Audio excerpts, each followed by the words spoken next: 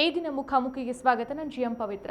ರಾಜ್ಯಸಭೆಯಲ್ಲಿ ಸಕ್ರಿಯವಾಗಿ ಮಾತಾಡ್ತಾ ಇದ್ದಂಥ ರಾಘವ್ ಚಡ್ಡಾ ಅವರನ್ನ ಏಕಾಏಕಿ ಉಪನಾಯಕ ಸ್ಥಾನದಿಂದ ತೆಗೆದುಹಾಕಲಾಗಿದೆ.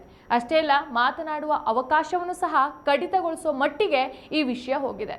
ಸಮೋಸಾ ಪಿಜ್ಜಾ ಬಗ್ಗೆ ಮಾತಾಡ್ತಾರೆ ಅನ್ನೋ ಟೀಕೆ ಒಂದ್ ಕಡೆ ಆದ್ರೆ, ನನ್ನ ಧ್ವನಿಯನ್ನ ಮೌನಗೊಳಿಸಲಾಗಿದೆ ಅನ್ನೋ ಚಡ್ಡಾ ಅವರ ಪ್ರತಿಕ್ರಿಯೆ ಇನ್ನೊಂದ್ ಕಡೆ. ಹಾಗಾದ್ರೆ ಸತ್ಯ ಏನು? ಇದು ರಾಜಕೀಯ ತಂತ್ರನ ಅಥವಾ ಆಂತರಿಕ ಬಿರುಕುಗಳು ಬಹಿರಂಗ ಆಗಿರೋದಾ? ಆಪ್ ಒಳಗೆ ಏನಾಗ್ತಾ ಇದೆ? ರಾಘವ್ ಚಡ್ಡಾ ಅವರ ಮುಂದಿನ ನಡೆ ಏನು ಮತ್ತು ರಾಜಕೀಯ ಆಟದಲ್ಲಿ ಲಾಭ ಯಾರಿಗೆ ಸಿಗತ್ತೆ? ಇವತ್ತಿನ ಈ ಪ್ಯಾನೆಲ್ ಚರ್ಚೆಯಲ್ಲಿ ಈ ಎಲ್ಲಾ ಪ್ರಶ್ನೆಗಳಿಗೂ ಸಹ ಉತ್ತರ ಹುಡುಕುವಂತ ಪ್ರಯತ್ನ ಮಾಡೋಣ. ನಮ್ಮ ಜೊತೆ ಇವತ್ತಿನ ಚರ್ಚೆಯಲ್ಲಿ ಆಪ್ ವಕ್ತಾರರಾಗಿರುವಂತಹ ಡಾಕ್ಟರ್ ದಿನೇಶ್ ಅವರಿದ್ದಾರೆ. ಸರ್ ನಮಸ್ತೆ, ಚರ್ಚೆಗೆ ಸ್ವಾಗತ. ನಮಸ್ಕಾರ. ಹಾಗೇನೆ ಹಿರಿಯ ಪತ್ರಕರ್ತರಾಗಿರುವಂತಹ ಸುನಿಲ್ ಶಿರ್ಸಂಗಿ ಸರ್ ಇದ್ದಾರೆ. ಸರ್ ನಮಸ್ತೆ, ಚರ್ಚೆಗೆ ಸ್ವಾಗತ. ನಮಸ್ಕಾರ. ಓಕೆ ದಿನೇಶ್ ಸರ್, ಇವತ್ತಿನ ಈ ಚರ್ಚೆಯನ್ನು ನಾನು ನಿಮ್ಮಿಂದನೇ ಶುರು ಮಾಡಿಬಿಡ್ತೇನೆ. ಈಗಾಗಲೇ ದೆಹಲಿಯಲ್ಲಿ ಆಡಳಿತ ಕಳ್ಕೊಂಡ್ಮೇಲೆ ಆಪ್ ಅಲ್ಲಿ ತುಂಬಾನೇ ಬದಲಾವಣೆಗಳಾಗ್ತಾ ಇದೆ.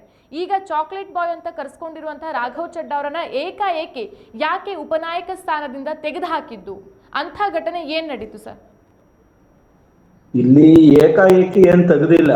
ಈಗ ರಾಘವ್ ಚಡ್ಡಾ ಅವರು ಸಕ್ರಿಯವಾಗಿ ಭಾಗವಹಿಸ್ತಾ ಇದ್ರು. ಆದ್ರೆ ಇಲ್ಲಿನ ಸಮಸ್ಯೆ ಏನಾಯ್ತಂದ್ರೆ, ನಾವು ಪ್ರತಿ 2 ವರ್ಷಕ್ಕೊಂದ್ಸಲ ಏನು ರಾಜ್ಯಸಭಾ ಉಪಾಧ್ಯಕ್ಷರು ಇರ್ತಾರೆ ಅವ್ರನ್ನ ಬದಲಾಯಿಸ್ಕೊಂಡು ಬಂದಿದ್ದೀವಿ. ಈ ಹಿಂದೆ ಅವ್ರಿಗಿಂತ ಹಿಂದೆ ಇದ್ದಂತ ND ಗುಪ್ತಾ ಅವರಿದ್ರು, ಅವ್ರನ್ನ ಬದಲಾಯಿಸಿ ರಾಘವ್ ಚಡ್ಡಾ ಅವ್ರಿಗೆ ಅವಕಾಶ ಕೊಟ್ಟು, ಈಗ ರಾಘವ್ ಚಡ್ಡಾ ಅವರಾದ್ಮೇಲೆ ಈಗ ಅಶೋಕ್ ಮಿಟ್ಟಲ್ ಅವ್ರಿಗೆ ನಾವು ಕೊಟ್ಟಿದೀವಿ. ಮತ್ತೆ ನಾವು ಅವ್ರನ್ನ ನಮ್ಮ ಆಮ್ ಆದ್ಮಿ ಪಕ್ಷದಲ್ಲಿ ಏನಿದೆ ಅಂದ್ರೆ, ಯಾವುದೇ ವ್ಯಕ್ತಿಗಳು ಒಬ್ಬ ಸಾಮಾನ್ಯ ವ್ಯಕ್ತಿಗಳ ತರನೇ ಬಿಹೇವ್ ಮಾಡ್ಕೊಂಡು ಬಂದಿದ್ದಾರೆ. ಇಲ್ಲಿ ಇವತ್ತು ರಾಘವ್ ಚಡ್ಡಾ ಅವರು ಅವ್ರನ್ನ ಆ ಪೊಸಿಷನ್ ಇಂದ ಇಳಿಸಿದ ಮೇಲೆ ಅವರು ಕೊಟ್ಟಂತ ಹೇಳಿಕೆಗಳಿಗೆ ನಾವು ಪ್ರಕ್ರಿಯೆ ಕೊಡ್ತಾ ಇದೀವಿ. ನಮ್ಮ ಏನಕ್ಕೆ ಅನ್ನೋದನ್ನ ಈಗ ಅವರು ಒಂದು ಹೇಳಿದ್ರು, ನನ್ನನ್ನ ಮಾತಾಡೋದನ್ನ ನಿಲ್ಲಿಸಬಹುದು, ಆದ್ರೆ ಸರ್ ಅವರಿಗೆ ಕಡಿಮೆ ಸಮಯ ಕೊಟ್ಟಿರೋದು ಯಾಕೆ ಹಾಗಾದ್ರೆ? ಈಗ ನೀವು 2 ವರ್ಷಕ್ಕೊಂದ್ಸಲ ಸ್ಥಾನವನ್ನ ಬದಲಾಯಿಸ್ತೀರಿ, ಓಕೆ ಎಗ್ರಿ, ಒಪ್ಕೊಳ್ಬಹುದು. ಆದ್ರೆ ಅವರ ಸಮಯವನ್ನ ಕಡಿತಗೊಳಿಸುವಂತದ್ದು ಏನಿತ್ತು ಅಂತ ಅದನ್ನೇ ಹೇಳ್ತಾ ಇದ್ದೀನಿ ಮೇಡಮ್. ರಾಜ್ಯಸಭೆಯಲ್ಲಿ ಏನಾಗುತ್ತೆ ಅಂದ್ರೆ, ಯಾವುದೇ ಒಂದು ಈಗ ನಮ್ದು ಒಂದು 3rd ಲಾರ್ಜೆಸ್ಟ್ ರಾಷ್ಟ್ರೀಯ ಪಕ್ಷ, ನಮ್ಮಲ್ಲಿ ಒಂದು 10 ಜನ ರಾಜ್ಯಸಭಾ ಸದಸ್ಯರಿದ್ದಾರೆ. ಅಲ್ಲಿ ಕೊಡೋ ಸಮಯ ಕಡಿಮೆ. ಈಗ ನೀವು ರಾಘವ್ ಚಡ್ಡಾ ಬಗ್ಗೆ ಮಾತಾಡಿ ಅಂತ ನನ್ನನ್ನ ಇವಾಗ ನನ್ನ ಪಕ್ಷ ಇವತ್ತು ನಿಯೋಜಿಸಿದೆ. ನಾನು ಏನ್ ಮಾತಾಡ್ಬೇಕು? ರಾಘವ್ ಚಡ್ಡಾ ಅವ್ರ ಬಗ್ಗೆನೆ ಮಾತಾಡ್ಬೇಕು. ನಾನು ಅದು ಬಿಟ್ಬಿಟ್ಟು ಇನ್ಯಾವುದೋ ದಾವಣಗೆರೆ ಎಲೆಕ್ಷನ್, ಇನ್ಯಾವುದೋ ಎಲೆಕ್ಷನ್ ಬಗ್ಗೆ ನಾನು ಮಾತಾಡಕ್ಕಾಗಲ್ಲ. ಸೇರಿವೆ ರಾಘವ್ ಚಡ್ಡಾ ಅವ್ರಿಗೂ ಕೂಡ ಪಕ್ಷ ಹಲವು ಕೆಲಸಗಳನ್ನ ಕೊಟ್ಟಿತ್ತು ರಾಜ್ಯಸಭೆಯಲ್ಲಿ ಮಾತಾಡೋದಕ್ಕೆ.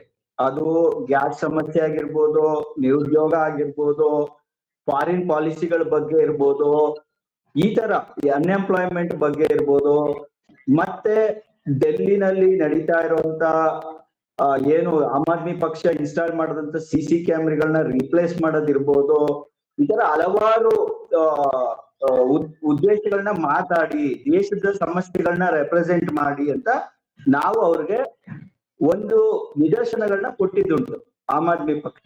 ಅವರು ಅದನ್ನೆಲ್ಲ ಬಿಟ್ಬಿಟ್ಟು ಬ್ಲಿಂಕಿಟ್ ಬಗ್ಗೆ ಮಾತಾಡ್ತೀನಿ, ಸಮೋಸಾ ಬಗ್ಗೆ ಮಾತಾಡ್ತೀನಿ, ಫ್ರೂಟ್ ಜ್ಯೂಸ್ ಬಗ್ಗೆ ಮಾತಾಡ್ತೀನಿ.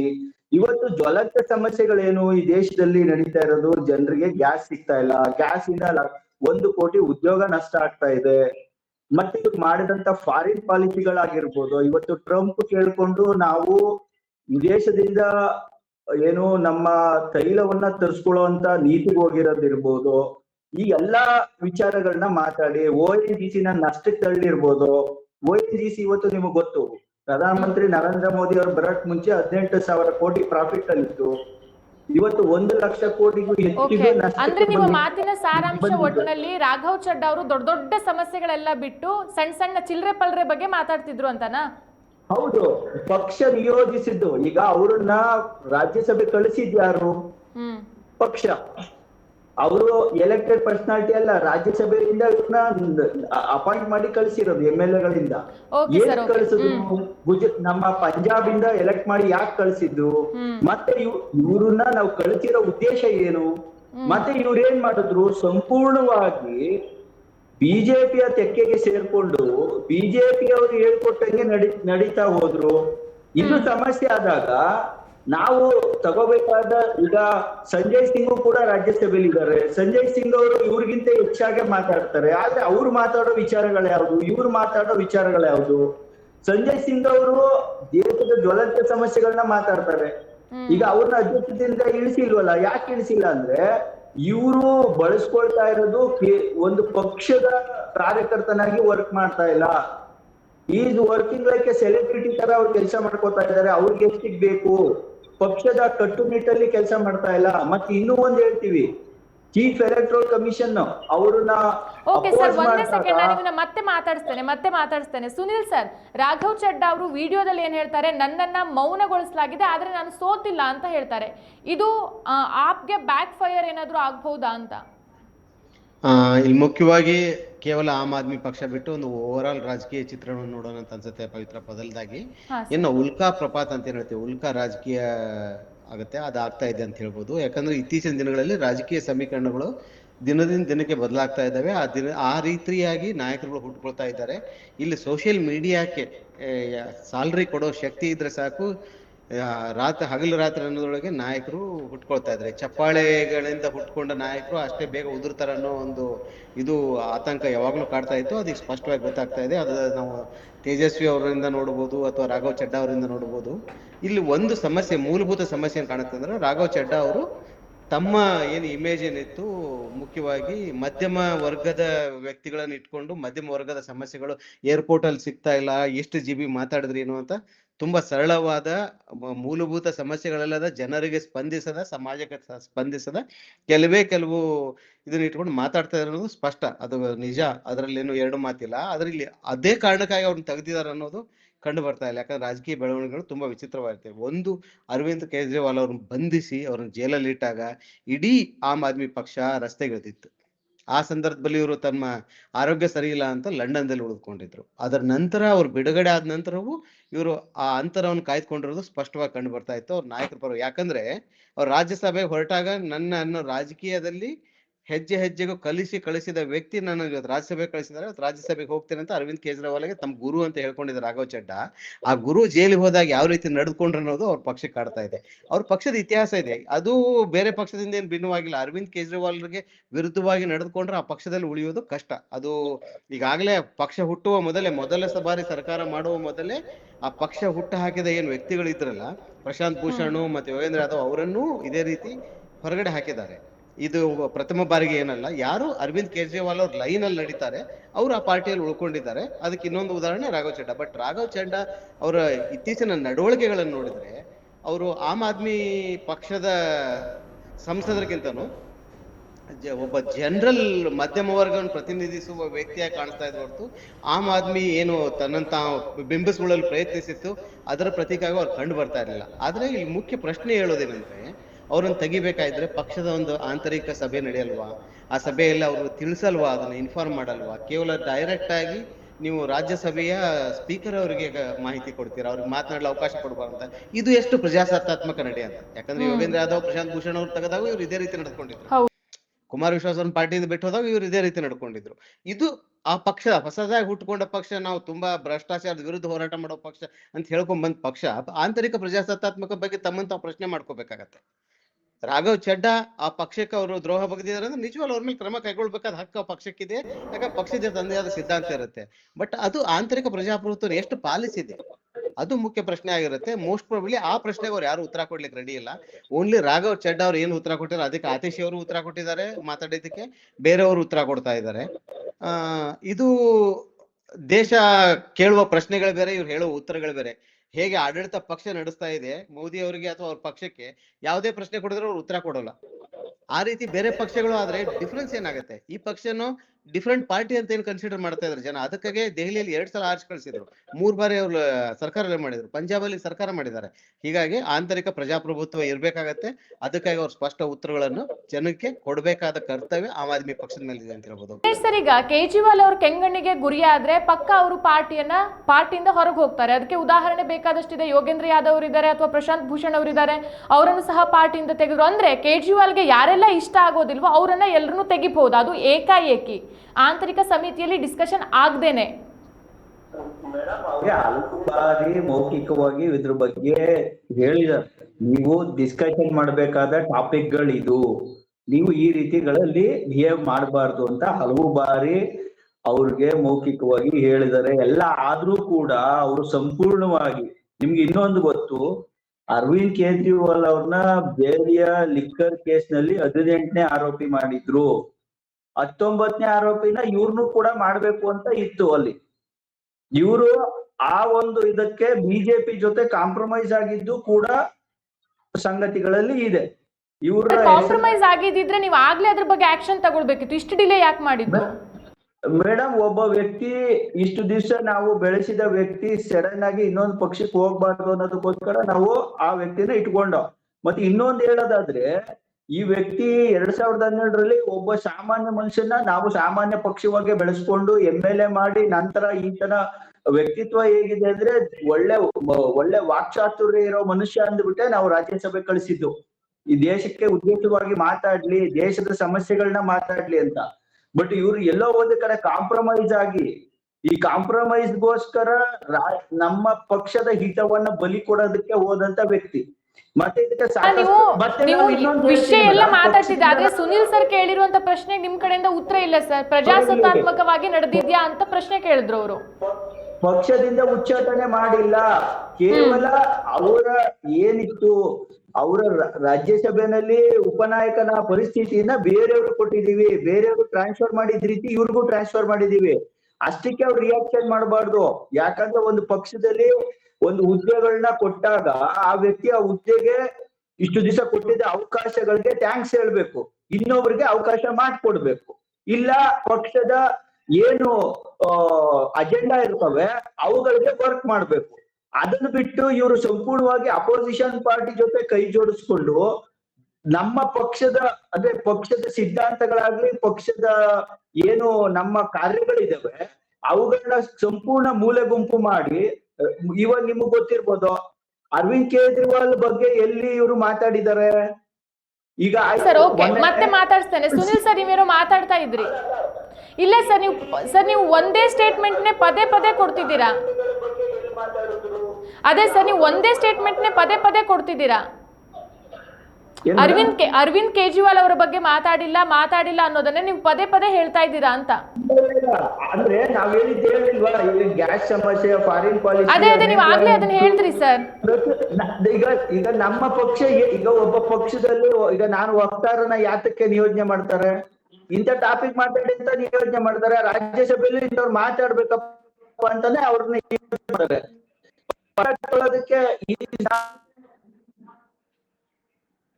Okay Sunil sir, okay sir, ಮತ್ತೆ ನಾನು ನಿಮ್ಮನ್ನ ಮಾತಾಡ್ತೇನೆ. ಸುನಿಲ್ ಸರ್, ನೀವು ಹೇಳಿ ಸರ್. ದಿನೇಶ್ ಸರ್, ನಾನು ಮತ್ತೆ ನಿಮ್ಮನ್ನ ಮಾತಾಡಿಸ್ತೇನೆ, ಒಂದೇ ನಿಮಿಷ. ಸುನಿಲ್ ಸರ್ ಹೇಳಿ. ಇಲ್ಲಿ ಮುಖ್ಯವಾಗಿ ಪವಿತ್ರ ಅವ್ರು ಹೇಳುವ ಉತ್ತರಗಳಲ್ಲಿ ದ್ವಂದ್ವಗಳಿದೆ. ಒಂದು ಹೇಳ್ತಾರೆ ಲಿಕ್ಕರ್ ಲಾಬಿಯಲ್ಲಿ ಇವರನ್ನು ಆರೋಪಿಯಾಗಿ ಮಾಡ್ಬೇಕಾಗಿತ್ತು, ಅದಕ್ಕಾಗಿ ಅವರು ಬಿಜೆಪಿಯೊಂದಿಗೆ ಕೈ ಜೋಡಿಸಿದ್ರು ಅನ್ನೋ ಆರೋಪ ಇದೆ ಅಂತ. ಇನ್ನೊಂದ್ ಕಡೆ ಹೇಳ್ತಾರೆ ಅವರು ನಮ್ಮ ಪಕ್ಷದ ಸಿದ್ಧಾಂತ ಪರ ನಡ್ಕೋಬೇಕಾಗಿತ್ತು, ಪಕ್ಷದ ಪರ ಅವ್ರ ಪಕ್ಷದಿಂದ ನಾವು ಅಮಾನತುಗೊಳಿಸಿಲ್ಲ, ಕೇವಲ ಸ್ಥಾನದಿಂದ ತೆಗೆದಿದ್ದೇವೆ ಅಂತ. ಇದೇ ಇರೋದು ಪಕ್ಷದಲ್ಲಿರುವ ಆಂತರಿಕ ಪ್ರಜಾಪ್ರಭುತ್ವ ಇಲ್ಲ ಅನ್ನೋದು ಸ್ಪಷ್ಟ ಉದಾಹರಣೆ ಇದೆ.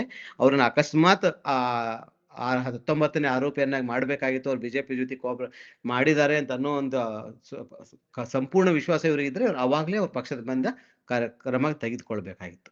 ಎರಡನೇದು, ಅದೇ ಕಾರಣ ಹೇಳಿ ನೋಟಿಸ್ ಕೊಟ್ಟು ಅವ್ರ ಮೇಲೆ ಕ್ರಮ ಕೈಗೊಳ್ಬೇಕಾಗಿತ್ತು. ಆಮೇಲೆ ಅದು ಆಗದೆ ಹೋದ್ರು ಸಹಿತ ನೀವು ಪಕ್ಷದ ಇದರಿಂದ ಇದು ಆಗಿದೆ, ಇದಕ್ಕಾಗಿ ನಿಮ್ಗೆ ನೋಟಿಸ್ ಕೊಡ್ತೇವೆ ಅಂತ ನೋಟಿಸ್ ಕೊಟ್ಟು ಮಾಡ್ಬೇಕಾಗಿತ್ತು. ಯಾಕಂದ್ರೆ ಪಕ್ಷಕ್ಕೆ ತಂದೆ ಆದ ಒಂದು ಕಾನ್ಸ್ಟಿಟ್ಯೂಷನ್ ಇದ್ದೇ ಇರುತ್ತೆ. ಇವರು ಒಂದು ಕಡೆ ಹೇಳ್ತಾರೆ ಅವ್ರು ಬಿಜೆಪಿ ಜೊತೆ ಕಾಂಪ್ರಮೈಸ್ ಆಗಿದ್ರು ಅಂತ, ಇನ್ನೊಂದು ಹೇಳ್ತಾರೆ ನಮ್ಮ ಪಕ್ಷದಿಂದ ಉಚ್ಚಾಟನೆ ಮಾಡಿಲ್ಲ, ನಾವು ಅವ್ರನ್ನ ಬೆಳಿಲಿಕ್ಕೆ ಬಿಟ್ಟಿದ್ದೇವೆ ಅಂತ. ಇಲ್ಲಿ ರಾಘವ್ ಚಡ್ಡಾ ಅನ್ನೋದು ಒಂದು ವ್ಯಕ್ತಿ ಅಲ್ಲ, ಅದು ರಾಘವ್ ಚಡ್ಡಾ ಒಂದು ಬಿಟ್ಬಿಡೋಣ. ಅವ್ರು ತುಂಬಾ ಮಧ್ಯಮ ವರ್ಗದ ಸಣ್ಣ ಸಮಸ್ಯೆಗಳನ್ನ ಇಟ್ಕೊಂಡು ಮಾತಾಡಿ ತಮ್ಮ ವಾಕ್ ಚಾತುರ್ಯದಿಂದ ಸ್ವಲ್ಪ ಜನಪ್ರಿಯತೆ ಗಳಿಸಿದ್ರು, ಚಾಕ್ಲೇಟ್ ಬಾಯ್ ಇಮೇಜ್ ಇಂದ ಸ್ವಲ್ಪ ಜನಪ್ರಿಯ ಆಗಿದ್ರು, ಬಾಲಿವುಡ್ ಹೀರೋಯಿನ್ ಅನ್ನು ಮದುವೆ ಆಗಿ ಇನ್ನೊಂದಿಷ್ಟು ಲೈಮ್ ಲೈಟ್ ಬಂದಿದ್ರು ಅನ್ನೋದು ಬಿಟ್ರೆ ಒಂದು ಪಕ್ಷ ಏನ್ ಹೇಗೆ ನಡ್ಕೊಳ್ತಾ ಅನ್ನೋದು ತುಂಬಾ ಇಂಪಾರ್ಟೆಂಟ್ ಆಗುತ್ತೆ. ಇಲ್ಲಿ ದ್ವಂದ್ವ ಏನಿದು, ಬಿಜೆಪಿ ಜೊತೆ ಕಾಂಪ್ರಮೈಸ್ ಆಗಿದ್ದಕ್ಕೆ ತೆಗೆದಿದ್ರು, ಅವರು ನಿಮ್ಮ ಪಕ್ಷದ ಸಿದ್ಧಾಂತ ಪ್ರಕಾರ ತೆಗೆದು ಎರಡಕ್ಕೂ ಆದ್ರೂ ನೋಟಿಸ್ ಕೊಡ್ಬೇಕಾಗಿತ್ತು. ನೀವು ನೋಟಿಸ್ ಕೊಟ್ಟು ಅವ್ರು ಹೇಳಿ ನಿಮ್ಮನ್ನು ತೆಗಿತಾ ಇದ್ದೇವೆ ಅಂತ ಹೇಳ್ಬೇಕಾಯ್ತು. ಯಾರನ್ನಾದ್ರೂ ತೆಗೆಯುವ ಮತ್ತು ನೇಮಿಸುವ ಹಕ್ಕು ಆ ಪಕ್ಷಕ್ಕೆ ಇರುತ್ತೆ, ಪಕ್ಷದ ಸಂವಿಧಾನಕ್ಕೆ ಇದು ಘಟಕಗಳು ಇರ್ತಾವ, ಅವ್ರು ಅದನ್ನ ಕೆಲಸ ಮಾಡ್ತಾರೆ. ಆದ್ರೆ ಇವ್ರು ಯಾವ ಕಾರಣಕ್ಕೆ ತೆಗ್ದಿದ್ದೇವೆ, ಯಾವ ಕಾರಣಕ್ಕೆ ತೆಗ್ದಿಲ್ಲ ಅನ್ನೋದನ್ನ ಜನಕ್ಕೆ ತಿಳಿಸ್ತಾ ಇರೋದಿದೆ ಅಲ್ವಾ. ಅದು ಇತ್ತೀಚಿನ ನಮ್ಮ ಲಾಸ್ಟ್ 10 ವರ್ಷದಲ್ಲಿ ದೇಶದಲ್ಲಿ ಬೆಳೀತಿರೋ ರಾಜಕೀಯ ಬೆಳವಣಿಗೆ ಇದೆಯಲ್ಲ, ಆ ಬೆಳವಣಿಗೆ ಪೂರಕವಾಗಿ ಆಮ್ ಆದ್ಮಿ ನಡ್ಕೊಳ್ತಾ ಇರೋ ಡೌಟ್ ಜನಕ್ಕೆ ಬರ್ತಾ ಇದೆ. ಆಮ್ ಆದ್ಮಿ ಜನರ ಡೌಟ್ ಕಡೆಗಣಿಸ್ಬೇಕಂದ್ರೆ ಯಾವ ಕಾರಣಕ್ಕೆ ನಾವು ತೆಗೆದಿದ್ದೇವಿ, ಅವ್ರಿಗೆ ನೋಟಿಸ್ ಕೊಟ್ಟಿದ್ದೇವಿ, ಅವ್ರಿಗೆ ತಿಳಿಸಿದ್ದೇವಿ. ಫಸ್ಟ್ ಅವ್ರು ಪಕ್ಷದಲ್ಲಿ ನಿರ್ಧಾರ ಆಗ್ಬೇಕಿದು. ಪಕ್ಷದ ಅಭಿಮಾನಿಗಳಿಗೆ ಹೋಗ್ಬೇಕು. ಮತದಾರರು ಅವ್ರನ್ನ ನಂಬಿ ಓಟ್ ಹಾಕಿರ್ತಾರೆ. ಅದ್ರ ನಂತರ ರಾಜ್ಯಸಭೆಗೆ ಇವ್ರು ಕಳಿಸಿದೇವಂದ್ರೆ ರಾಜ್ಯಸಭೆಗೆ ಕಳಿಸುವ ಸಾಮರ್ಥ್ಯವನ್ನು ಜನ ಕೊಟ್ಟಿದ್ದಾರೆ, ಮತದಾರರು ಕೊಟ್ಟಿದ್ದಾರೆ ಇವ್ರಿಗೆ. ಇವ್ರು ಯಾರು ಖರೀದಿ ಮಾಡ್ಕೊಂಡು ತಂದಿಲ್ಲ ಅದನ್ನ. ಇವ್ರ ಪಕ್ಷಕ್ಕೆ ಜನ ಮತದಾರರು ಕೊಟ್ಟಿದ್ದಾರೆ ಅಂದ್ಮೇಲೆ ಅನ್ನೋ ಕಾರಣಕ್ಕಾಗಿ ಇವ್ರು ರಾಜ್ಯಸಭೆಗೆ ಕಳಿಸ್ತಾರಲ್ಲಿ ಶಾಸಕರು ಓಟ್ ಹಾಕಿ. ಹೀಗಾಗಿ ಜನರಿಗೆ ಉತ್ತರ ನೀಡಬೇಕಾದ ಉತ್ತರದಾಯಿತ್ವ ಇವ್ರ ಮೇಲಿದೆ. ಕೇವಲ ಅರವಿಂದ್ ಕೇಜ್ರಿವಾಲ್ ಅವ್ರ ಲೈನ್ ಅಲ್ಲಿ ಬರ್ಲಿಲ್ಲ ಅಥವಾ ಇವ್ರು ಬಿಜೆಪಿ ಜೊತೆ ಕಾಂಪ್ರಮೈಸ್ ಆಗಿದ್ರ ಅನ್ನೋ ಕಾರಣ ಇತ್ತಂದ್ರೆ ಆ ಕಾರಣವನ್ನು ಸ್ಪಷ್ಟವಾಗಿ ಜನರಿಂದ ಮುಂದಿಡ್ಬೇಕಾದ ಕೆಲಸ ಇವರಿಂದ ಆಗ್ಬೇಕು. ಇಲ್ಲದೆ ಹೋದ್ರೆ ಇವರಿಗೂ ಆಡಳಿತ ನಡೆಸಿರೋ ಪಕ್ಷಕ್ಕೂ ಏನು ಡಿಫ್ರೆನ್ಸ್ ಇಲ್ಲ ಅನ್ನೋದು ಸ್ಪಷ್ಟವಾಗಿ ಕಂಡು ಬರ್ತಾ ಇದೆ. ಸರ್, ಆ ಸ್ಪಷ್ಟ ಕಾರಣ ಆಮ್ ಆದ್ಮಿಯಲ್ಲಿ ಇದೆಯಾ ದಿನೇಶ್ ಸರ್? ಏನ್ ಮೇಡಮ್? ಸ್ಪಷ್ಟ ಕಾರಣ ಆಮ್ ಆದ್ಮಿ ಹತ್ರ ಇದೆಯಾ? ಮೇಡಮ್, ನಾವು ಈ ವ್ಯಕ್ತಿಯನ್ನ ನಾವು ಮೊದಲೇ ಹೇಳ್ದಂಗೆ ಏನು ನಿಯೋಜನೆಗೆ ನಾವು ಮಾಡಿದ್ದೋ ಆ ನಿಯೋಜನೆಗಳಲ್ಲಿ ಸಂಪೂರ್ಣವಾಗಿ ಫೇಲ್ಯೂರ್ ಆಗಿದ್ದಾರೆ. ನಮ್ಮ ಟಾಸ್ಕ್ ಫಸ್ಟ್ ಕ್ವಶನ್ ಏನು ಉತ್ತರ ಕೊಟ್ಟಿದ್ರು ಅದೇ ಉತ್ತರನ ಕೊಡ್ತಿದ್ದೀರಾ. ರಾಘವ್ ಚಡ್ಡಾ ಅವರಿಗೆ ನೋಟಿಸ್ ಅನ್ನ ಕೊಟ್ಟಿದ್ರಾ? ಫಸ್ಟ್ ಕ್ವಶನ್ ಸರ್, ಹೌದು ಅಥವಾ ಇಲ್ಲ ಸರ್? ಮೌಖಿಕವಾಗಲ್ಲ, ಲಿಖಿತವಾಗಿ ಅವರಿಗೆ ನೋಟಿಸ್ ಅನ್ನ ಕೊಟ್ಟಿದ್ರಾ? ರಾಘವ ಚಡ್ಡಾ ಅವ್ರಿಗೆ ಮೌಖಿಕವಾಗಿ ಹಲವು ಬಾರಿ ಹೇಳಿದ್ದಾರೆ, ಇದನ್ನ ಅವರು ರೆಫ್ಯೂಸ್ ಮಾಡ್ಕೊಂಡಿದ್ದಾರೆ. ನೋಟಿಸ್ ಬಗ್ಗೆ ಸರ್, ನೋಟಿಸ್ ಅನ್ನ ಕೊಟ್ಟಿದ್ರಾ? ಅದ್ರ ಬಗ್ಗೆ ನನ್ನ ಹತ್ರ ಮಾಹಿತಿ ಇಲ್ಲ ಮೇಡಮ್, ನೋಟಿಸ್ ಬಗ್ಗೆ. ಓಕೆ, ಪ್ರಶ್ನೆ ಮುಗೀತು ಸರ್. ಓಕೆ ಸುನಿಲ್ ಸರ್, ಈಗ ವಿಕ್ಟಿಮ್ ನರೇಟಿವ್ ಅನ್ನ ಪವಿತ್ರ ಇಲ್ಲೇ ಇರೋದು ಪ್ರಶ್ನೆ. ಯಾಕಂದ್ರೆ ಒಂದು ಪಕ್ಷ ತನ್ನ ಸಂವಿಧಾನಬದ್ಧವಾಗಿ ನಡ್ಕೊಳ್ಬೇಕಂದ್ರೆ ಅದು ಕಾಟಾಚಾರಕ್ಕಾದ್ರೂ ಕೊಡ್ಲಿ, ಒಂದು ನೋಟಿಸ್ ಅನ್ನು ಕೊಡ್ಬೇಕಾಗತ್ತೆ. ಪಕ್ಷದಲ್ಲಿ ಆಂತರಿಕವಾಗಿ ಅದ್ರ ಬಗ್ಗೆ ಶಿಸ್ತು ಸಮಿತಿ ಕ್ರಮ ಕೈಗೊಳ್ಬೇಕಾಗತ್ತೆ. ಇವರು ತಾವು ಪಕ್ಷದ ಸಿದ್ಧಾಂತದ ಪ್ರಕಾರ ನಡೆದುಕೊಳ್ತಾ ಇಲ್ಲ, ಪಕ್ಷ ಕೊಟ್ಟ ಸಬ್ಜೆಕ್ಟ್ಗಳ ಬಗ್ಗೆ ಇವ್ರು ಮಾತಾಡ್ತಾ ಇಲ್ಲ ರಾಜ್ಯಸಭೆಯಲ್ಲಿ ಅನ್ನೋದು ಒಂದು ಸ್ಪಷ್ಟವಾಗುತ್ತೆ. ಇನ್ನೊಂದು, ಆಡಳಿತ ಬೇರೆ ಪಕ್ಷದೊಂದಿಗೆ ಇವರು ಶಾಮೀಲಾಗಿದ್ರೆ ಅನ್ನೋ ಆರೋಪ ಮಾಡ್ತಾ ಇದ್ದಾರೆ. ಇವರು ಶಾಮೀಲಾಗಿದ್ರೆ ಅಂತ ಆರೋಪ ಮಾಡಿದ್ರೆ ಅವ್ರನ್ನ ಪಕ್ಷದಲ್ಲಿ ಇಟ್ಕೋಬಾರ್ದು, ಪಕ್ಷದಲ್ಲಿ ನೋಟಿಸ್ ಕೊಟ್ಟು ಅವ್ರನ್ನ ಉಚ್ಚಾಟನೆ ಮಾಡ್ಬೇಕು. ಅದನ್ನ ಮಾಡಿಲ್ಲ ಅವರು. ಹೀಗಾಗಿ ಕ್ಲಾರಿಟಿ ಇಲ್ಲ. ಕೇವಲ ಅರವಿಂದ್ ಕೇಜ್ರಿವಾಲ್ ಅವರು ಹೇಳಿದ ತಕ್ಷಣ ತೆಗೆಯೋದೊಂದೇ ಆದ್ರೆ ಬೇರೆ ಪಕ್ಷಕ್ಕೂ ಆ ಪಕ್ಷಕ್ಕೆ ಏನ್ ಡಿಫ್ರೆನ್ಸ್ ಇದೆ? ಹೊಸದಾಗಿ ಹುಟ್ಟಿಕೊಂಡ ಪಕ್ಷ, ಕರಪ್ಷನ್ ಅಗೇನೆಸ್ಟ್ ಇಂಡಿಯಾ ಅಂತೇಳಿ ದೊಡ್ಡ ಹೋರಾಟ ಮಾಡಿ ಹುಟ್ಕೊಂಡ ಪಕ್ಷ, ಏನಾದ್ರೂ ಡಿಫ್ರೆನ್ಸಸ್ ಇರ್ಬೇಕಲ್ವಾ? ಆ ಡಿಫ್ರೆನ್ಸಸ್ ಕಂಡು ಬರ್ತಾ ಇಲ್ಲ. ಇದು ಆಡಳಿತ ಪಕ್ಷದ ರೀತಿಯೇ ನಡೆದುಕೊಳ್ತಾ ಇದೆ. ಸಾಫ್ಟ್ ಹಿಂದುತ್ವವನ್ನು ಆಚರಿಸ್ತಾ ಇದೆ ಅನ್ನೋ ಆರೋಪ ಇವ್ರ ಮೇಲೆ ಮೊದಲೇ ಕೇಳಿ ಬರ್ತಾ ಇತ್ತು. ಯಾಕಂದ್ರೆ ಡೆಲ್ಲಿ ರೈಟ್ ಆದಾಗ ಈ ಆಮ್ ಆದ್ಮಿ ಪಕ್ಷ ನಡೆದುಕೊಂಡ ರೀತಿ ಡೆಲ್ಲಿ ದಂಗೆ ಆದಾಗ ನಿಜವಾಗ್ಲೂ ಎಲ್ಲರನ್ನೂ ಒಂದು ಆಶ್ಚರ್ಯ ಮಾಡಿತ್ತು. ಏನಪ್ಪಾ, ಆಡಳಿತ ಪಕ್ಷ, ಕೇಂದ್ರ ಸರ್ಕಾರದಲ್ಲಿರೋ ಪಕ್ಷ ಆ ರೀತಿಯಾದ ಒಂದು ದಂಗೆ ಸಪೋರ್ಟ್ ಮಾಡ್ತಾ ಇದ್ದಾಗ ಅಲ್ಲಿ ಲೋಕಲ್ ಗೌರ್ಮೆಂಟ್, ಡೆಲ್ಲಿ ಗೌರ್ಮೆಂಟ್ ಏನ್ ಮಾಡ್ತಾ ಇದೆ? ಆ ಗಾಯಾಳುಗಳಿಗೆ, ಅವ್ರಿಗೆ ಸಂತ್ರಸ್ತರಿಗೆ ನೆರವು ಆಗ್ಬೇಕು, ಅವ್ರು ಇದು ಮಾಡ್ಬೇಕು, ಅವ್ರು ರೋಡಿಗೆ ಬರ್ಲಿಲ್ಲ ಯಾರು ಆಮ್ ಆದ್ಮಿ ಪಕ್ಷದವರು. ಅದೇ ರೀತಿ ಶಾಹೀನ್ ಭಾಗದಲ್ಲಿ ಪ್ರೊಟೆಸ್ಟ್ ಕೂತಾಗ ಇಲೆಕ್ಷನ್ ನಡೀತಾ ಇತ್ತು. ಅವ್ರದ್ದು ಓಟ್ ನಮಗೆ ಬರ್ತದ ಅನ್ನೋ ವಿಶ್ವಾಸದ ಮೇಲೆ ಅವ್ರನ್ನ take it as a guarantee ತೆಗೆದುಕೊಂಡು ಅವ್ರು ಆರಾಮಾಗಿ ಹೋದ್ರು, ಹನುಮಾನ ಚಾಲೀಸ್ ಪಠಿಸ್ತಾ ಅರವಿಂದ್ ಕೇಜ್ರಿವಾಲ್. ಹೀಗಾಗಿ ಈ ಸಾಫ್ಟ್ ಹಿಂದುತ್ವ ಇಟ್ಕೊಂಡು ನಡೀತಾ ಇರೋ ಇದು ಇನ್ನೊಂದು ಬಿಜೆಪಿ ಪಕ್ಷದ ರೀತಿಯ ವರ್ತಿಸ್ತಾ ಇದೆ ಹೊರತು ಪ್ರಜಾಸತ್ತಾತ್ಮಕ ಮೌಲ್ಯಗಳು ಇಟ್ಕೊಂಡು ಆಂತರಿಕವಾಗಿ ತಂದೆ ಆದ ಕಾನ್ಸ್ಟಿಟ್ಯೂಷನ್ ಇಟ್ಕೊಂಡು ವರ್ತಿಸ್ತಾ ಇದ್ರೆ ಅವ್ರು ಸ್ಪಷ್ಟವಾಗಿ ಜನರಿಗೆ ಉತ್ತರ ಹೇಳಬೇಕು. ಅವ್ರು ಬಿಜೆಪಿ ಜೊತೆ ಶಾಮೀಲಾಗಿದ್ದಾರೆ, ಅದ್ರ ಮೇಲೆ ನಮ್ಗೆ ಡೌಟ್ ಇದೆ, ಅದಕ್ಕಾಗಿ ಅವ್ರು ನೋಟಿಸ್ ಕೊಡ್ತೇವೆ, ಅವ್ರನ್ನ ಉಚ್ಚಾರಿಸ್ತೇವೆ ಅಂತ. ಇಲ್ಲದೆ ಹೋದ್ರೆ ಅವ್ರು ನಮ್ಮ ಪಕ್ಷ ಹೇಳಿಕೊಟ್ಟ ಸಬ್ಜೆಕ್ಟ್ಗಳ ಬಗ್ಗೆ ಮಾತಾಡಲಿ ವಿಫಲರಾಗಿದ್ದಾರೆ, ಅದಕ್ಕಾಗಿ ನಾವು ನೋಟಿಸ್ ಕೊಟ್ಟಿದ್ದೇವೆ, ಅದಕ್ಕಾಗಿ ಅವರನ್ನು ತೆಗಿತಾ ಇದ್ದೇವೆ ಅಂತ ಮೊದಲು ಆ ಅಭ್ಯರ್ಥಿಗೆ ತಿಳಿಸಿ ನಂತರ ರಾಜ್ಯಸಭೆಗೆ ತಿಳಿಸ್ಬೇಕು. ಮಾಧ್ಯಮದ ಮೂಲಕ ರಾಘವ್ ಚಡ್ಡಾ ತಿಳ್ಕೊಬೇಕಾಗಿದ್ದಲ್ಲ. ಉಪನಾಯಕನಾಗಿ ಮಾಡಿದಾರೆ ಅಂದ್ಮೇಲೆ ಅಷ್ಟಾದ್ರೂ ಆ ವ್ಯಕ್ತಿ ಹಕ್ಕಿರತ್ತೆ, ಅದು ಪಕ್ಷದ ಮೂಲಕ ತಿಳಿಬೇಕು. ಓಕೆ ದಿನೇಶ್ ಸರ್, ಈ ಒಂದು ಹೇಳಿಕೆಗಳಿಗೆ ಅಥವಾ ನಿಮ್ ಕಡೆಯಿಂದ ಏನಾದ್ರೂ ಕ್ಲಾರಿಫಿಕೇಶನ್ ಇದೆಯಾ? ಮೇಡಮ್, ನಾವು ಈ ರಾಘವ್ ಚಡ್ಡಾ ಅವ್ರನ್ನ ಹಲವು ಬಾರಿ ಈ ಏನು ಅವರ ಹಲವು ವಿಡಿಯೋಗಳು ಏನು ಸೋಷಿಯಲ್ ಮೀಡಿಯಾದಲ್ಲಿ ವೈರಲ್ ಆದಂತ ವಿಡಿಯೋಗಳನ್ನೆಲ್ಲ ಅಬ್ಸರ್ವ್ ಮಾಡ್ತಾ ಬಂದಾಗ ನಮ್ಗೆ ಬರ್ತಿದ್ದಂತ ಡೌಟ್ ಏನಂದ್ರೆ, ಈಗ ಸಂಜಯ್ ಸಿಂಗ್ ಮಾತಾಡೋ ತರ ಇವ್ರು ಯಾಕೆ ಮಾತಾಡಲ್ಲ? ದೇಶದ ಮೇಜರ್ ಸಮಸ್ಯೆಗಳನ್ನೇ ಯಾಕೆ ಮಾತಾಡ್ತಾ ಇಲ್ಲ? ಈ ಒಂದು ಕ್ವಶನ್ ಪ್ರತಿಯೊಬ್ಬರಲ್ಲೂ ಮೂಡ್ತಾ ಇತ್ತು.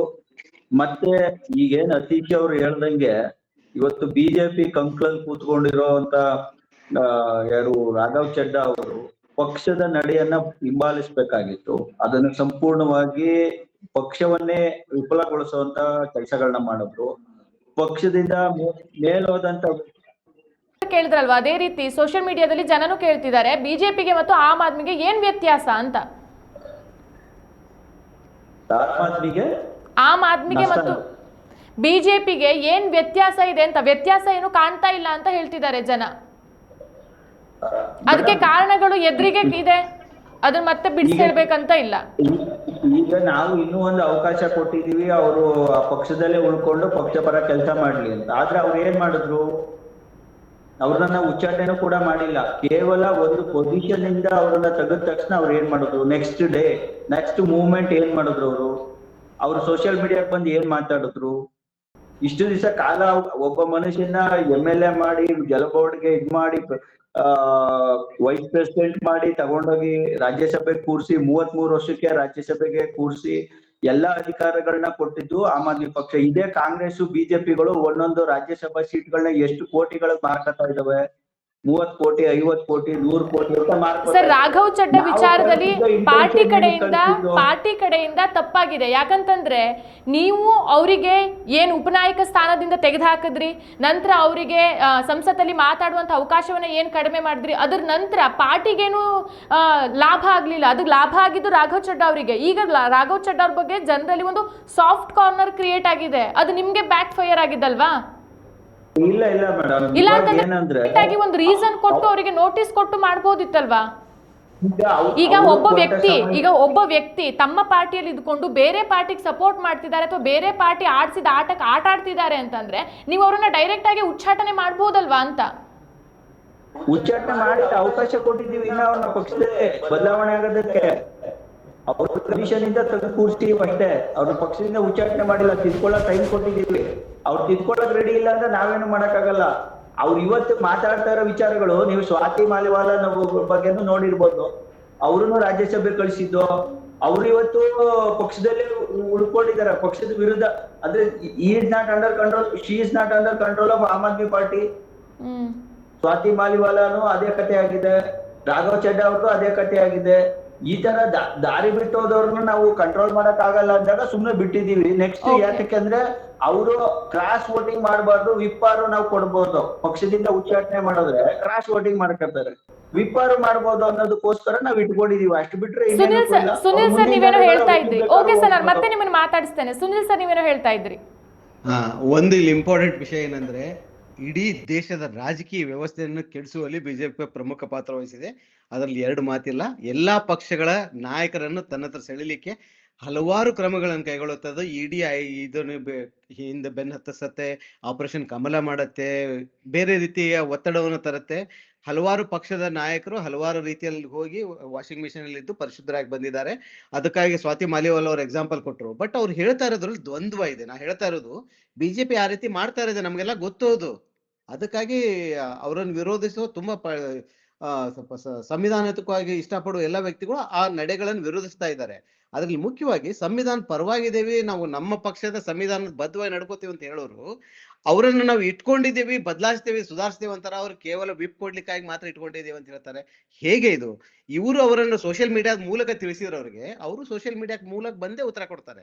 ನಿಮ್ಮ ಪಕ್ಷದಲ್ಲಿ ಆಂತರಿಕವಾಗಿ ನೀವು ಸಭೆ ಮಾಡಿ ಒಂದು ನೋಟಿಸ್ ಕೊಟ್ಟು ಅವ್ರಿಗೆ ಇನ್ಫಾರ್ಮ್ ಮಾಡಿದ್ರೆ ಅವ್ರು ನಿಮಗೆ ಇನ್ಫಾರ್ಮ್ ಮಾಡ್ಬೇಕು. ನೀವು ಸೋಷಿಯಲ್ ಮೀಡಿಯಾ ಮೂಲಕ ಅವ್ರನ್ನ ತೆಗೆದಿದ್ದೇವೆ ಅಂತ ಹೇಳಿದ್ರೆ ಅವ್ರು ಸೋಷಿಯಲ್ ಮೀಡಿಯಾ ಮೂಲಕನೇ ಉತ್ತರ ಕೊಡ್ತಾರೆ. ಯಾರಿಗೂ ಅವ್ರು ಕಾಂಟ್ಯಾಕ್ಟ್ ಮಾಡ್ಬೇಕಾಗತ್ತೆ. ಹೀಗಾಗಿ ಈ ಪಕ್ಷದಲ್ಲಿನ ಆಂತರಿಕ ಸಂವಿಧಾನ ಇಲ್ಲ ಅನ್ನೋದಷ್ಟೇ ಪ್ರಶ್ನೆ ಇರೋದೀಗ. ಇದಕ್ಕೆ ಬಿಜೆಪಿ ಕಾರಣ, ಇವ್ರನ್ನ ಹಲವಾರು ಪಕ್ಷದ ನಾಯಕರು ಈ ರೀತಿ ವರ್ತಿಸೋದಕ್ಕೆ ಬಿಜೆಪಿ ಕಾರಣ. ಯಾವ್ದಾವ್ದು ರೀತಿಯ ಒತ್ತಡವನ್ನು ಅವ್ರ ಮೇಲೆ ಇರುತ್ತೆ, ಇಡಿ CBI ಹೇಗೆ ಬಳಸ್ಕೊಳ್ಳುತ್ತೆ ಅನ್ನೋದು ಇಡೀ ಜಗತ್ ನೋಡ್ತಾ ಇದೆ. ಅದ್ರಲ್ಲಿ ಎರಡು ಮಾತಿಲ್ಲ. ಅದಕ್ಕೆ ಆಮ್ ಆದ್ಮಿ ಪಕ್ಷದ ಕೆಲ ನಾಯಕರು ಬಲಿಯಾಗಿದ್ರೆ ಆಶ್ಚರ್ಯ ಇಲ್ಲ. ಅದ್ರ ಬಗ್ಗೆ ನಮ್ಗೆ ಸಿಂಪತಿ ಇದೆ ಆಮ್ ಆದ್ಮಿ ಪತಿಗೆ, ಯಾಕಂದ್ರೆ ಕಷ್ಟಪಟ್ಟವ್ರು ಪಕ್ಷ ಕಟ್ಟಕ್ಕೆ ಟ್ರೈ ಮಾಡಿದ್ದಾರೆ. ಬಟ್ ಆದರೆ ಅದಕ್ಕೆ ಉತ್ತರ ಕೊಡ್ಬೇಕಾದ ಪಕ್ಷ ತಾನೆಷ್ಟು ಸಂವಿಧಾನಬದ್ಧವಾಗಿ ನಡ್ಕೊಂಡಿದೆ ಅನ್ನೋ ಪ್ರಶ್ನೆ ತಮ್ಮಂತ ತಾವು ಕೇಳ್ಕೋಬೇಕಲ್ಲ. ಅವರು ಆ ನಾಯಕಗೆ ಏನಾದ್ರು ನೋಟಿಸ್ ಕೊಟ್ರ, ಸ್ವಾತಿ ಮಾಲಿವಾಲ್ ನೋಟಿಸ್ ಕೊಟ್ರ, ಅಥವಾ ಯೋಗೇಂದ್ರ ಯಾದವ್, ಪ್ರಶಾಂತ್ ಭೂಷಣ್ ಅವ್ರು ನೋಟಿಸ್ ಕೊಟ್ಟಿದ್ರ? ಯಾವ ಕ್ಷಣದಲ್ಲಾದ್ರೂ ತಮ್ಗೆ ಇಷ್ಟ ಇಲ್ಲ ಅಂದ್ರೆ ಅವ್ನ ಪಕ್ಷದಿಂದ ಉಚ್ಚಾಟಿಸ್ತೇವೆ ಅಂತಂದ್ರೆ ಅವ್ರಿಗೂ ಬಿಜೆಪಿಗೆ ಏನ್ ಡಿಫ್ರೆನ್ಸ್ ಇದೆ? ಬಿಜೆಪಿಗೆ ನಾವು ಇಷ್ಟೆಲ್ಲ ಟೀಕೆ ಯಾಕೆ ಮಾಡ್ತಾ ಇದ್ದೇವೆ? ಅವು ಎಲ್ಲ ಕೇಂದ್ರದ ಸಂವಿಧಾನಕ್ಕೆ ಬದ್ಧ ಸಂಸ್ಥೆಗಳನ್ನು ಬಳಸ್ಕೊಂಡು ವಿರೋಧ ಪಕ್ಷಗಳನ್ನು ಹಣಿಯುವಲ್ಲಿ ನಿರತರಾಗಿದ್ದಾವ ಅನ್ನೋ ಕಾರಣಕ್ಕಾಗಿ ಅವ್ರನ್ನ ಟೀಕೆ ಮಾಡ್ತೇವೆ. ಅದೇ ಕೆಲಸವನ್ನು ಆಮ್ ಆದ್ಮಿ ಮಾಡಿದ್ರು ಹೇಗೆ ಸಹಿಸೊಳಕಾಗತ್ತೆ? ರಾಘವ್ ಚಡ್ಡಾ ತಪ್ಪು ಮಾಡಿರ್ಬೋದು, ಬಿಜೆಪಿ ಜೊತೆ ಸೇರಿರ್ಬೋದು, ನಾವು ಏನು ಅದ್ರ ಅಬ್ಜೆಕ್ಷನ್ ಮಾಡ್ತಾ ಇಲ್ಲ. ಅದು ಆಮ್ ಆದ್ಮಿ ತಿಳ್ಕೊಂಡ್ರೆ ನಿಜಾನೇ ಇರ್ಬೋದು. ಬಟ್ ಅದಕ್ಕಾಗಿ ಒಂದು ಸಂವಿಧಾನಕ್ಕೆ ತಮ್ಮ ಪಕ್ಷದಲ್ಲಿ ತಾವೇ ಬರೆದುಕೊಂಡು ಒಂದು ಸಂವಿಧಾನ ಇರುತ್ತಲ್ಲ, ಅದ್ರ ಪ್ರಕಾರ ನಡ್ಕೊಳ್ಬೇಕಲ್ವಾ? ಅದನ್ನ ಅವ್ರು ನಡ್ಕೊಂಡಿದಾರ? ಸೋಷಿಯಲ್ ಮೀಡಿಯಾ ಮೂಲಕ ಒಬ್ಬ ಉಪನಾಯಕನಿಗೆ ತಿಳಿಸುವ ರೀತಿನ ಇದು? ನಿಮ್ಮನ್ನು ಆ ಸ್ಥಾನದಿಂದ ತೆಗೆದಿದ್ದೇವೆ, ನಿಮಗೆ ಮಾತನಾಡಲು ಅವಕಾಶ ಕೊಡಬಾರ್ದು ಸ್ಪೀಕರ್ ಹೇಳಿದೀವಂತ. ಇದನ್ನ ಪಕ್ಷದ ನಾಯಕರು ತಿಳ್ಕೊಳ್ಬೇಕಾಗತ್ತೆ. ಆ ರೀತಿ ನಡ್ಕೊಳ್ಳೋ ಪ್ರಯತ್ನ ಮಾಡಬೇಕು. ಆವಾಗಷ್ಟೇ ಜನ, ದೇಶ ಪ್ರಜಾಸತ್ತಾತ್ಮಕ ದಾರಿಯಲ್ಲಿ ಹೋಗ್ಲಿಕ್ಕೆ ಸಾಧ್ಯ. ಇಲ್ಲದೆ ಹೋದ್ರೆ ಎಲ್ಲವೂ ಒಂದೇ ಪಕ್ಷದ ರೀತಿಯಲ್ಲಿ, ದೊಡ್ಡಣ್ಣನ ರೀತಿಯಲ್ಲಿ ಇಡೀ ದೇಶ ಪಕ್ಷ ನಡ್ಕೊಳ್ತಾರಲ್ಲ, ಆ ರೀತಿ ಆಗತ್ತಂದು ಆತಂಕ ಕಾಣಿಸ್ತಾ ಇದೆ. ಸುನಿಲ್ ಸರ್, ಈಗ ರಾಘವ್ ಚಡ್ಡಾ ಅವರು ಒಂದು ವಿಕ್ಟಿಮ್ ನರೇಟಿವ್ ಅನ್ನ ಬಿಲ್ಡ್ ಮಾಡ್ತಿದ್ದಾರೆ. ಅವ್ರಿಗೆ ಇದು ಅವರ ಪೊಲಿಟಿಕಲ್ಗೆ ಏನಾದ್ರೂ ಬೂಸ್ಟ್ ಆಗ್ಬಹುದಾ ಅಂತ? ವಿಕ್ಟಿಮು ಅದೆಲ್ಲ ಪ್ರಶ್ನೆನೇ ಬರೋದಿಲ್ಲ. ಯಾಕಂದ್ರೆ ಇವ್ರನ್ನ ತೆಗೆದ್ಮೇಲೆ ಇವ್ರ ನಾಯಕರು, ಆಮ್ ಆದ್ಮಿ ಪಾರ್ಟಿಯ ನಾಯಕರು ಅತಿಶಯಿಂದ ಹಿಡ್ಕೊಂಡು ಎಲ್ಲರೂ ಮಾತನಾಡುವ ರೀತಿ ಇದೆ ಅಲ್ವಾ, ಅವ್ರನ್ನ ಯಾಕೆ ತೆಗ್ದಿದ್ದೇವೆ ಅನ್ನೋದು ಅವ್ರು ಸ್ಪಷ್ಟವಾಗಿ ಹೇಳದೆ ಹೋದ್ರು ಸಹಿತ ಎಲ್ಲರೂ ಅದೇ ಹಿಂಟ್ ಕೊಡ್ತಿದ್ರು. ಅವ್ರು ಬಿಜೆಪಿ ಜೊತೆ ಶಾಮೀಲಾಗಿದ್ರು. ಅವರು ಸರಾಯ್ ಹಗರಣದಲ್ಲಿ, ಅದು ಲಿಕ್ಕರ್ ಹಗರಣದಲ್ಲಿ ಅವರು ಆರೋಪಿ ಆಗ್ಬೇಕಾಯ್ತು. ಅವ್ರು ಅದೇ ಕಾರಣಕ್ಕೆ ಹೊರಗೆ ಉಳ್ಕೊಂಡು ಲಂಡನ್ದಲ್ಲಿ ಉಳಿದ್ರು. Am ಆದ್ಮಿಯಿಂದ distance ಉಳಿಸ್ಕೊಳ್ತಾ ಇದ್ರಂತ. ಹೀಗಾಗಿ ಇದನ್ನ ಇವರು ಈಗಾಗಲೇ ತಮ್ಮ ಪಕ್ಷದ ಬೆಂಬಲಿಗರ ತಲುಪಿಸುವಲ್ಲಿ ಯಶಸ್ವಿಯಾಗಿದ್ದಾರೆ ಆಮ್ ಆದ್ಮಿಯವರು. ಅದನ್ನ ಸಂವಿಧಾನವಾಗಿ ಬದ್ಧವಾಗಿ ನಡ್ಕೊಂಡಿಲ್ಲ ಅನ್ನೋದು ನಮ್ಮ ಆರೋಪ. ಅದು ಆದ್ರೆ ರಾಘವ್ ಚಡ್ಡಾ ಇದನ್ನ ಹೇಗ್ ಬಳಸ್ಕೋತಾರ ಅನ್ನೋದಕ್ಕಿಂತ ಅವ್ರು ಆಗ್ಲೇ ಪಕ್ಷದಿಂದ ಹೆಜ್ಜೆ ಹೊರಗಿಟ್ಟಾಗಿತ್ತು. ಅವ್ರು ತಮ್ಮ ರಾಜ್ಯಸಭಾ ಅವಧಿ ಪೂರ್ಣಗೊಳಿಸ್ಲಿ ಅಂತ ಕಾಯ್ತಾ ಇದ್ರು ಅನ್ಸತ್ತೆ, ಅಥವಾ ಬೇರೆ ಪಕ್ಷದ ಯಾವ ಪಕ್ಷಕ್ಕೆ ಹೋಗ್ಬೇಕಂತ ನಿರ್ಧರಿಸಿದ್ರೆ ಅಲ್ಲಿ ಸರಿಯಾದ ಸೂಕ್ತ ವೇದಿಕೆ ಸರಿಯಾಗ್ಲಿ ಅಂತ ಕಾಯ್ತಾ ಇದ್ರು.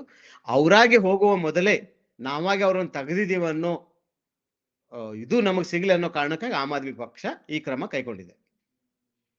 ಸರ್, ಮುಂದೆ ರಾಘವ್ ಚಡ್ಡಾ ಅವರು ಏನ್ ಮಾಡಬಹುದು ಅಂತ ನಿಮ್ಗೆ ಅನ್ಸತ್ತೆ? ಮುಂದಿನ ಅವ್ರ ನಡೆ ಏನಾಗಬಹುದು?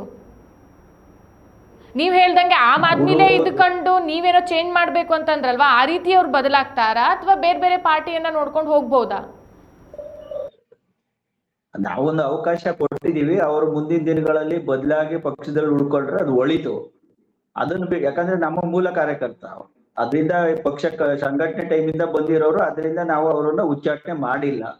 ಅವರು ಅದನ್ನ ಇಟ್ಕೊಂಡು ಮುಂದಿನ ದಿನಗಳಲ್ಲಿ ಆಮ್ ಆದ್ಮಿ ಪರ ಇದ್ದು, ಯಾಕಂದ್ರೆ ಯಾವುದೇ ಒಬ್ಬ ವ್ಯಕ್ತಿ, ಈಗ ನಾನಾಗ್ಲಿ ಒಬ್ಬ ಸಾಮಾನ್ಯ ಮನುಷ್ಯ, ನಮ್ಗೆ ಯಾವುದೇ ರಾಜಕೀಯ ಹಿನ್ನೆಲೆಗಳಿಲ್ಲ, ಫ್ಯಾಮಿಲಿಗಳಿಲ್ಲ.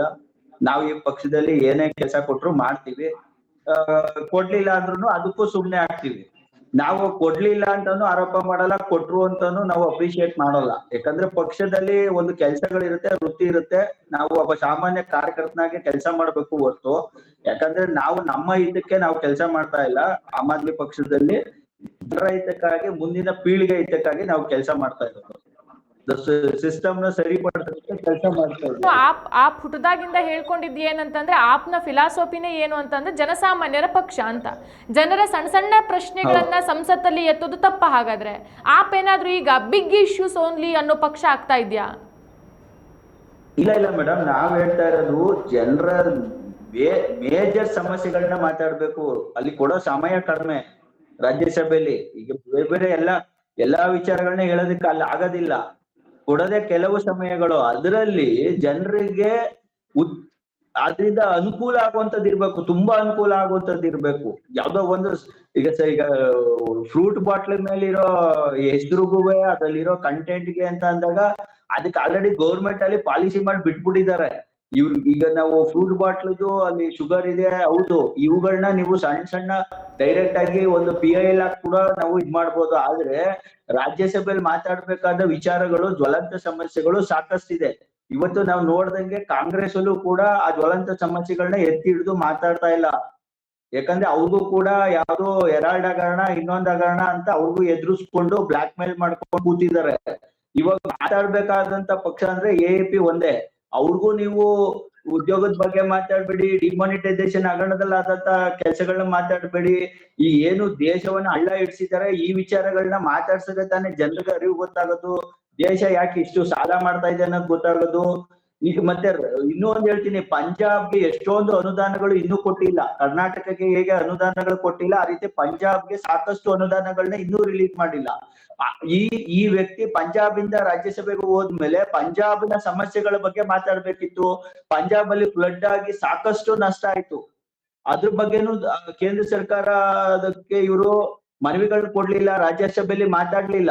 ಪಂಜಾಬ್ ಅಲ್ಲಿ ನಡೆದಂತ ಫ್ಲಡ್ ಗಳ ಬಗ್ಗೆನೂ ಕೂಡ ಒಂದು ಕಡೆ ಎಲ್ಲೂ ಮಾತಾಡ್ಲಿಲ್ಲ. ಪಂಜಾಬ್ ಅಲ್ಲಿ ನೀವೇ ನೋಡಿದ್ರಿ, ಲಾಸ್ಟ್ ಇಯರ್ ಎಷ್ಟು ಫ್ಲಡ್ ಆಯ್ತು, ಎಷ್ಟು ಅತಿವೃಷ್ಟಿಯಿಂದ ನಷ್ಟ ಆಯ್ತು.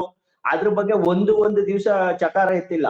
ಇದನ್ನ ನಾವು ಹೇಳ್ದಾಗ ಏನ್ ಹೇಳೋದಂದ್ರೆ, ರಾಘವ್ ಚಡ್ಡಾ ಅವ್ರನ್ನ ಎಲೆಕ್ಟ್ ಮಾಡಿದಂತ ರಾಜ್ಯಕ್ಕೂ ಕೂಡ ಮೋಸ ಮಾಡಿದ್ರು. ಇವತ್ತು ನೀವು ನಿರ್ಮಲಾ ಸೀತಾರಾಮನ್ ನೋಡಿರ್ಬೋದು, ಕರ್ನಾಟಕದಿಂದ ಸೆಲೆಕ್ಟ್ ಆಗಿ ಹೋಗಿದ್ದಾರೆ. ಕರ್ನಾಟಕದ ಬಗ್ಗೆ ಯಾವತ್ತಾರು ಒಂದ್ ರೀತಿ ಮಾತಾಡಿರೋದ್ ನೋಡಿದೀರಾ?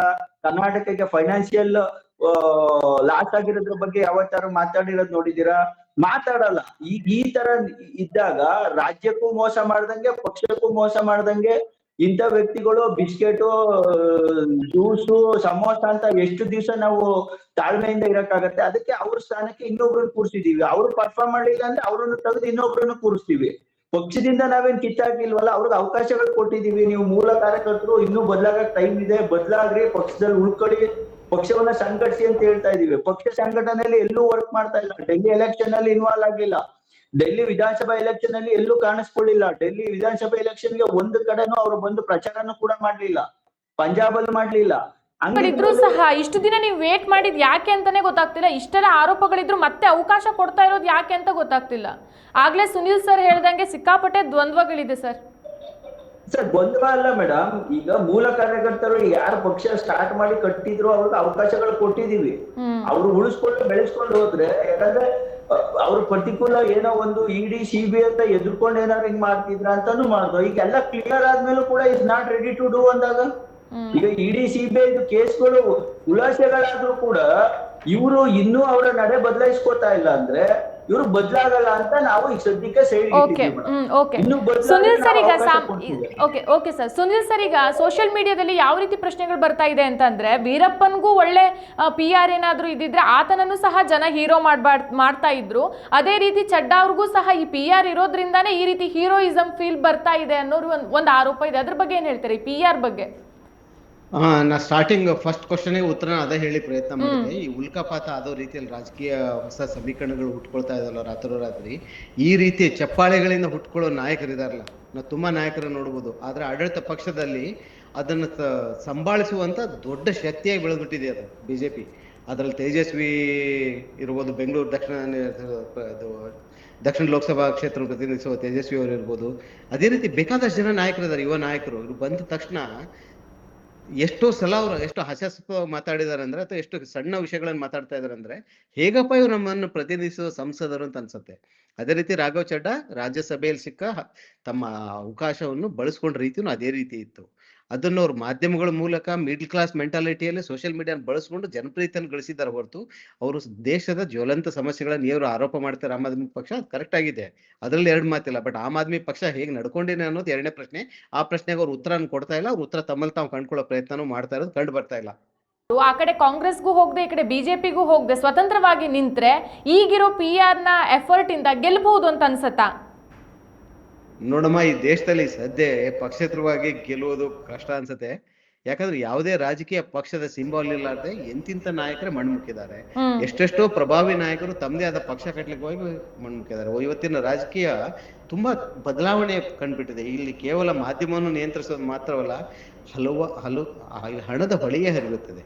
ಆಮೇಲೆ ಪಕ್ಷದ ಒಂದು ಟ್ಯಾಗ್ ಬೇಕೇ ಬೇಕಾಗುವಂತ ಪರಿಸ್ಥಿತಿಯನ್ನು ತಂದಿಟ್ಟುಬಿಟ್ಟಿದ್ದಾರೆ ಈಗಾಗಲೇ. ಎಲ್ಲೋ ಒಂದ್ ಕಡೆ ಅಪರೂಪಕ್ಕ ಇಂಡಿಪೆಂಡೆಂಟ್ ಗೆದ್ದಿರೋ ಸಾಕ್ಷಿಗಳಿದ್ರು ಸಹಿತ ಇಂಡಿಪೆಂಡೆಂಟ್ ತುಂಬಾ ಕಡೆ ಆ ರೀತಿಯ ಪ್ರದರ್ಶನ ನೀಡೋ ಸಾಧ್ಯತೆ ಕಡಿಮೆ. ರಾಘವ್ ಚಡ್ಡಾ ಆ ರೀತಿ ಇಂಡಿಪೆಂಡೆಂಟ್ ಹೋಗೋ ಶಕ್ತಿ ಇರುವ ವ್ಯಕ್ತಿ ಅಲ್ಲ. ಆ ಮಟ್ಟದ ತಳಮಟ್ಟದಿಂದ ಬೆಳೆದು ಬಂದ ನಾಯಕರಲ್ಲ. ಕೇವಲ ತಮ್ಮ ವಾಕ್ಚಾತುರ್ಯದಿಂದ ಆಮ್ ಆದ್ಮಿ ಪಕ್ಷದ ಸ್ಪೋಕ್ಸ್ ಪರ್ಸನ್ ಆಗಿ ಬೆಳೆದು ಬಂದ ನಾಯಕ. ಅವ್ರಿಗೆ ಎಲ್ಲೂ ಬೇಸಿಲ್ಲ. ಹೀಗಾಗಿ ಅವ್ರು ಯಾವುದೇ ಪಕ್ಷದ ಸರಿ ಹಿಡ್ಕೊಂಡೆ ಮುಂದೆ ಹೋಗ್ತಾರೆ ಅನ್ನೋದು ನನ್ನ. ಓಕೆ ಸರ್, ಈ ಘಟನೆ ಆಪ್ನ ಸ್ಪ್ಲಿಟ್ ಮಾಡುವಂತ ಸೂಚನೆ ಏನಾದ್ರೂ ಕೊಡ್ತಾ ಇದೆಯಾ? ಇಲ್ಲ, ರಾಘವ್ ಚಡ್ಡಾಗ ಆಮ್ ಆದ್ಮಿ ಪಕ್ಷದಲ್ಲಿ ಅಷ್ಟೆಲ್ಲ ಬಲ ಹೊಂದಿಲ್ಲ ಅವರು. ಇದಕ್ಕೆ ಮೊದಲು ಆಮ್ ಆದ್ಮಿ ಪಕ್ಷದ ತುಂಬಾ ಪ್ರಬಲ ನಾಯಕರೇ ಹೋಗಿದ್ದಾರೆ. ಏನು ಅತ್ಯಂತ ಕೆಟ್ಟ ಸ್ಟೇಟ್ಮೆಂಟ್ ಗಳನ್ನು ಕೊಟ್ಟ ಸಂಜಯ್ ಮಿಶ್ರಾ ಇದ್ರು, ಅವರು ಆಮ್ ಆದ್ಮಿಯಲ್ಲೇ ಇದ್ರು. ಅವರು ದೆಹಲಿಯ ವಿಧಾನಸಭೆಯಲ್ಲಿ 19 ನಿಮಿಷಗಳ ಕಾಲ ಮೋದಿ ಅವರನ್ನು ಸಂಪೂರ್ಣ ದಾಖಲೆ ಸಮೇತ ಬಹಿರಂಗಪಡಿಸಿದ್ರು. ಮೋದಿ ಅವರ ಮೇಲೆ ಲೈಂಗಿಕ ಹಗರಣ ಆರೋಪಗಳಿಗೆ ಕೇಳಿ ಬರ್ತಾ ಇದಾವೆ. ಮಧು ಕಿಶೋರ್ ಅವರು ಮಾಡ್ತಾ ಇದಾರೆ, ಸುಬ್ರಹ್ಮಣ್ಯ ಸ್ವಾಮಿ ಮಾಡ್ತಾ ಇದಾರೆ. ಅದು ಸುಪ್ರೀಂ ಕೋರ್ಟ್ ಅಲ್ಲಿ ಏನ್ ಪಿಟಿಷನ್ ಇದೆ, ಆ ಪಿಟಿಷನ್ ಇಟ್ಕೊಂಡೆ ಸಂಜಯ್ ಮಿಶ್ರಾ ಮಾತಾಡಿದ್ರು. ಅವರು ಸಹಿತ ಆಮ್ ಆದ್ಮಿ ಪಾರ್ಟಿಯಿಂದ ಹೋಗಿ ಬಿಜೆಪಿ ಸೇರಿದವರು ತುಂಬಾ ಜನ ಇದ್ದಾರೆ. ಆ ರೀತಿ ಆಮ್ ಆದ್ಮಿಯಿಂದ ಬಿಜೆಪಿಗೆ ಸೇರಿ ದೆಹಲಿಯಲ್ಲಿ ನಾಯಕರಾದವರು. ಹೀಗಾಗಿ ಆಮ್ ಆದ್ಮಿ ಒಡೆಯುವ ಸಾಧ್ಯತೆ ಕಂಡು ಬರ್ತಾ ಇಲ್ಲ. ಯಾಕಂದ್ರೆ ಅದು ಆಮ್ ಆದ್ಮಿ ಅವ್ರ ಅರವಿಂದ್ ಕೇಜ್ರಿವಾಲ್ ರಿಂದ ಗಟ್ಟಿಯಾಗಿ ನಿಂತಿದೆ. ಅದು ಮತ್ತೊಮ್ಮೆ ಸ್ಪಷ್ಟವಾಗಿ ಕಂಡು ಬರ್ತದೆ. ಅವ್ರ ಜೊತೆ ನಿಂತಿದ್ದಕ್ಕಾಗಿ ಮನೀಶ್ ಸಿಸೋಡಿಯಾ ಮತ್ತು ಸಂಜಯ್ ಸಿಂಗ್ ಇನ್ನೂ ಪಕ್ಷದಲ್ಲಿ ಅಷ್ಟು ಚೆನ್ನಾಗಿದ್ದಾರೆ. ಅವರು ಆಮ್ ಆದ್ಮಿಯ ಏನು ತ್ರಿಕೋನ ಅಂತ ಹೇಳ್ಬೋದು ಅವರು. ಅದೇ ಆ ರೀತಿಯಾಗಿ ಜೈನ್ ಅವರೊಬ್ರು ಆ ರೀತಿಯಾದ ಥಿಂಕ್ ಮಾಡ್ತಾರೋ, ಅದೇ ರೀತಿ ವಿಚಾರ ಮಾಡ್ತಾರೆ. ಬಟ್ ಆಮ್ ಆದ್ಮಿ ಒಡೆಯೋ ಶಕ್ತಿ ರಾಘವ್ ಚಡ್ಡಾ ಅವರಿಗಿಲ್ಲ. Okay sir, thank you so much sir ಇಷ್ಟೊತ್ತು ನಮ್ಮ ಜೊತೆ ಜಾಯ್ನ್ ಆಗಿದ್ದಕ್ಕೆ ಸುನಿಲ್ ಸರ್. ಹಾಗೆಯೇ ದಿನೇಶ್ ಸರ್ ನಿಮಗೂ ಸಹ ಥ್ಯಾಂಕ್ ಯು ಸೋ ಮಚ್ ಇಷ್ಟೊತ್ತು ನಮ್ಮ ಜೊತೆ ಜಾಯ್ನ್ ಆಗಿದ್ದಕ್ಕೆ. ಸೊ ವೀಕ್ಷಕರೇ ನೋಡಿದ್ರಲ್ವಾ, ಅರವಿಂದ್ ಕೇಜ್ರಿವಾಲ್ ನೇತೃತ್ವದ ಪಕ್ಷ ಒಂದ್ ಕಾಲದಲ್ಲಿ ಜನರ ಧ್ವನಿ ಅಂತ ಹೇಳ್ಕೊಂಡಿತ್ತು. ಆದ್ರೆ ಈಗ ಅದೇ ಪಕ್ಷದ ಒಳಗೆ ಒಬ್ಬ ನಾಯಕ ನನ್ನನ್ನು ಮೌನಗೊಳಿಸಲಾಗಿದೆ ಅಂತ ಹೇಳೋ ಪರಿಸ್ಥಿತಿ ಬಂದಿದೆ. ಸೊ ಚಡ್ಡಾ ಕೂಡ ಒಂದು ಕ್ರಾಸ್ ರೋಡ್ ನಲ್ಲಿ ನಿಂತಿದ್ದಾರೆ. ಸೇಫ್ ಪಾಲಿಟಿಕ್ಸ್ ಅನ್ನ ಮುಂದುವರಿಸ್ತಾರಾ ಅಥವಾ ಒಂದು ಬೋಲ್ಡ್ ನಿರ್ಧಾರ ತೆಗೆದುಕೊಂಡು ತಮ್ಮ ನಿಜವಾದ ಶಕ್ತಿಯನ್ನು ತೋರಿಸ್ತಾರಾ? ಕಾದ್ ನೋಡೋಣ. ಈ ಒಂದು ಚರ್ಚೆಯ ಬಗ್ಗೆ ನಿಮ್ಮ ಪ್ರಶ್ನೆ ಅಥವಾ ಅನಿಸಿಕೆ ಏನಾದರೂ ಇದ್ರೆ ಅದನ್ನ ಕಮೆಂಟ್ ಮೂಲಕ ತಿಳಿಸಿ. ನಮಸ್ಕಾರ. ಮತ್ತಷ್ಟು ವಿಶೇಷ ವಿಡಿಯೋಗಳನ್ನು ನೋಡಲು ಮತ್ತು ಹೊಸ ವಿಡಿಯೋಗಳ ಬಗ್ಗೆ ತಿಳಿಯಲು ಈ ದಿನ .com ಯೂಟ್ಯೂಬ್ ಚಾನೆಲ್ ಸಬ್ಸ್ಕ್ರೈಬ್ ಮಾಡಿ ಮತ್ತು ಬೆಲ್ ಐಕಾನ್ ಕ್ಲಿಕ್ ಮಾಡಿ.